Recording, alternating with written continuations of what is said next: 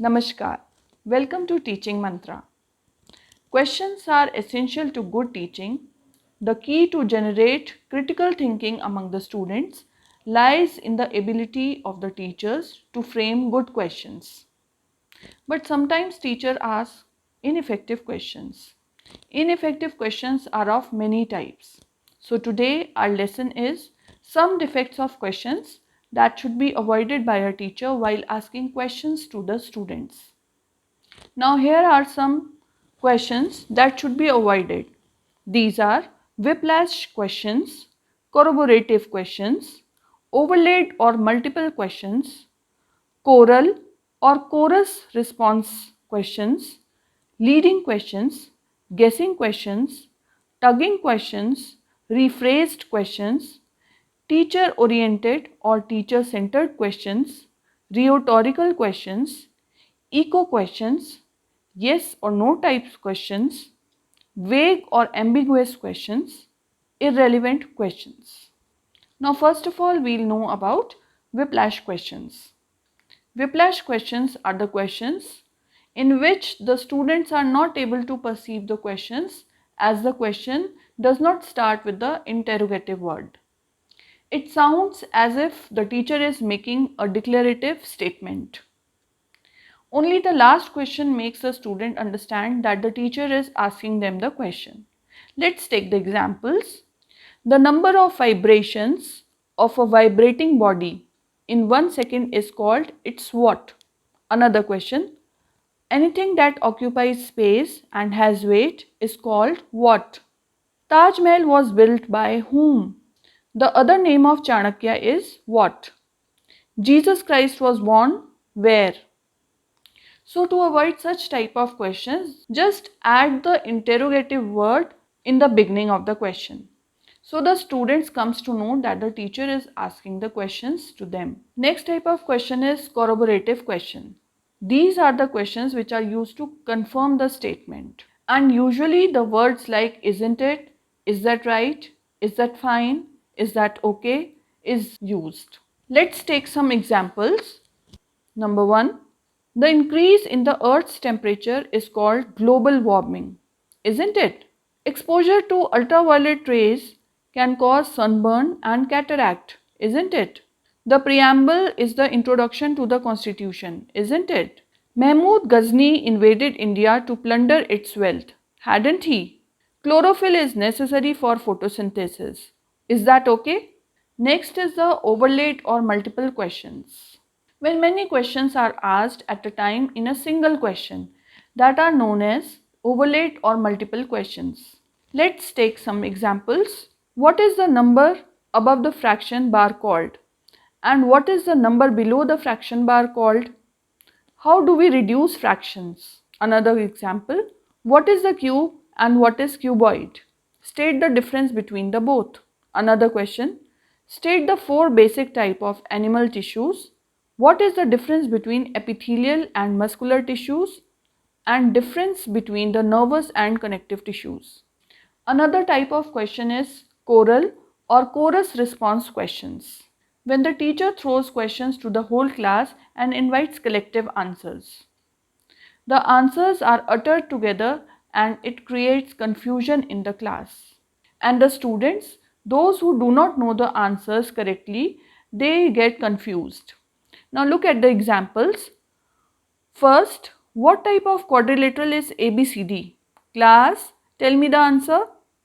Next, if we multiply 63 by 50, yes, Third, yes students, how many types of plant tissues are there? Next, what is Newton's first law of motion? Students, yes, tell me the answer.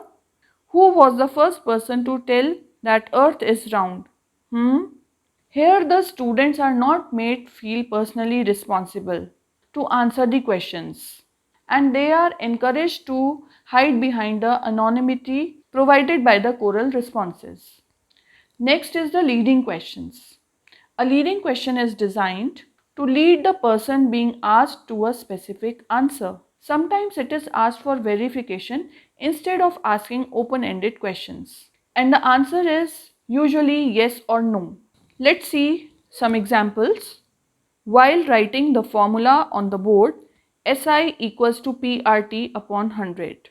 The teacher asked, is this formula right? Next question. If a right angled triangle is drawn with AB equals to 3 cm, BC equals to 2 cm, can you use Pythagoras theorem?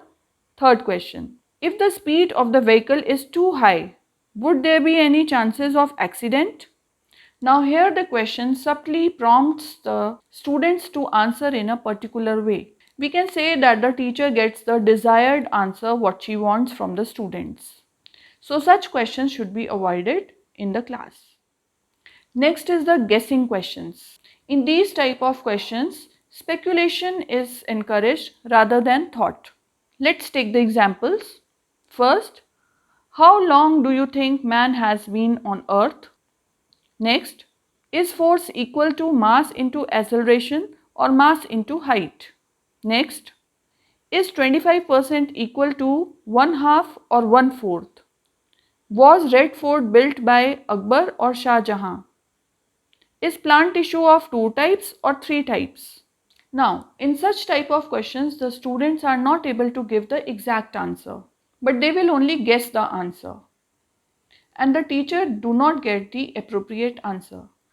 These questions also do not emphasize on the thought or thinking level of the students. Next comes the tugging questions. These questions emphasize on rote memory of the students. Here, usually students guess the answers on recall of words by virtue of their sounds. For example, the area of rectangle is found by multiplying the length by the, come on students, it starts with B. The capital of Karnataka is, yes students, it ends with RU. Where is the gateway of India situated? Yes students, it's the other name of Bombay. Such questions should be avoided by the teacher to ask from the students, because students answer not on the basis of the subject matter or their learning, but on the basis of recall of words, or we can say that it emphasizes rote memory. So the question should be asked in a very simple way. Next is the rephrased questions. Here the question is repeated again and again in different versions at a time. For example, what do we call a half circle? I mean, when you draw the diameter, it divides the circle into two parts. When a circle is divided into two halves, then what do we call each half? Next question. When is the Republic Day celebrated? When the Indian Constitution came into existence. Next, when is Children's Day celebrated? Chacha Nehru's birthday celebrated as Children's Day. So, on which day it is celebrated? Now, listening to such questions makes the students confused. Here, the students are dealing with one version of the question, and by the time they are presented with second and the third version of the questions. Such questions should also be avoided, and one simple and straightforward and clear question should be asked in the class. Another type of questions is teacher-centered questions or teacher-oriented questions. These questions contribute to a feeling that the class is surrounded around the teacher only. Here the students find it important to satisfy the teacher's requirement. Whatever teacher is asking, the students think that they should quickly answer the teacher. The example is, who can tell me the definition of force? Next, who will tell me the functions of a bank? Next, who can tell me the causes of pollution? Who will tell me the name of the first Prime Minister of India? Who is going to tell me that who was the head of the drafting committee of the Constitution? Now, in such type of questions, it does not contribute to the group feeling of working together and learn. So, such questions should be avoided. The questions should be asked in a simple way like, what are the functions of bank, or what is the definition of force? Now another type of question is rhetorical questions. A rhetorical question is the question that is asked without expecting the answer. The question might not have the answer, or it might have an obvious answer. The examples are, do you want me to give you the punishment? For such questions, the obvious answer is no. Do you want to be a failure for the rest of your life? Will global warming reduce? Will COVID-19 pandemic go on for years? Will the corruption ever stop? The obvious answer of some questions is yes or no. Otherwise, some questions do not have any perfect answer. So, such questions should be avoided. Now, next is the echo type questions. In these questions, the answer is echoed in the question only. The answer is reflected from the question itself. For example, on 15th August, India got independence. When did India get free from the British rule? Next, the capital of Uttarakhand is Dehradun. What is the name of the state whose capital is Dehradun? Next, a ligament connects one bone to another. What connects one bone to another? Now these questions call for the most rudimentary form from the response, that is parroting. These questions do not stimulate thought and the students answer the questions correctly without really understanding the concept. So such questions should also be avoided. Next type of question is yes or no type questions. These are the questions in which the answer is either yes or no. For example, does the square root of 25 is 5? Is Bangalore the capital of Karnataka? Was Taj Mahal built by Shah Jahan? Is four-sided figure called quadrilateral? Did India get independence on 15th August? So these questions are also not thought-provoking at all. The student will answer either yes or no, and that is incorrect. There is no chance for the students to give any other answer beyond yes or no. Another type of question is vague or ambiguous questions. Now, vague questions are the questions which do not give any idea to the students what the question is called for. For example, tell us about transport. Tell us about concave lenses. Tell us about electricity. Tell us about pollution. How about rectangles? Now here we can see that the question is at all not clear to the students. The students does not get any idea as to what aspect of question has been asked and what response they should give to the teacher. And thus it is obvious that teacher would get irrelevant answers. So such questions should be avoided. Another type of question is irrelevant questions. When a teacher teaches something and asks a question other than that are known as irrelevant questions. For example, the teacher has taught about the meaning of bank and she asks about the functions of the bank.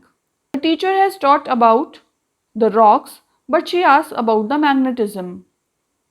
The teacher has taught about the life of Chandragupta Maurya but she asks about the British rule in India. So these were some defects of questions that should be avoided to ask in the class, because generally the teacher gets vague answer, irrelevant answer. A teacher should ask simple and easy question. The language should be clear and easy, and he should frame such questions so as to promote the critical thinking, analytical thinking of the students.